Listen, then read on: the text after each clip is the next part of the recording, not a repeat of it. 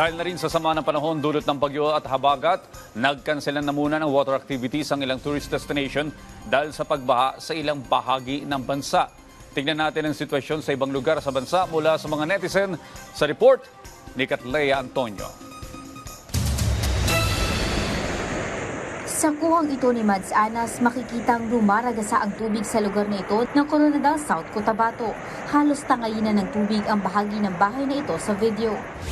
Maputik, madulas at mabato. Ito ang iniwan ng walang humpay na pag-ulan dito sa tanging kalsada ng mga residente dito sa Sitio Balagbag, Rodriguez, Rizal.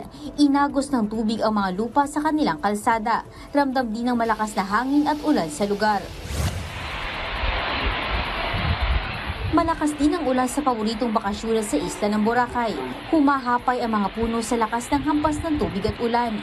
Sinuspindi muna ang water activities dahil sa masamang panahon. Ramdam din kasi ang sungit ng karagatan. Pansamantala ring ipinagbawal ang paglangoy sa mga pampublikong falls at beach sa Bolinao dahil sa malakas na current ng tubig. Kasunod din ito ng gale warning mula sa Pag-asa. Dito naman sa Bulacan, ilang araw na ring misulang dagat ang mga kalsada sa lampas tuhod na baha. Ayon kay Carla Cruz, isang guro, bukod sa ulang dala ng bagyo at high tide, nakadagdag din sa tindi ng baha ang nasirang palaisdaan sa lugar. 5 araw nang binabaha ang kanilang lugar, napuno rin ng asola. Catlea Antonio para sa Morning Show ng Bayan, Rise and Shine, Pilipinas.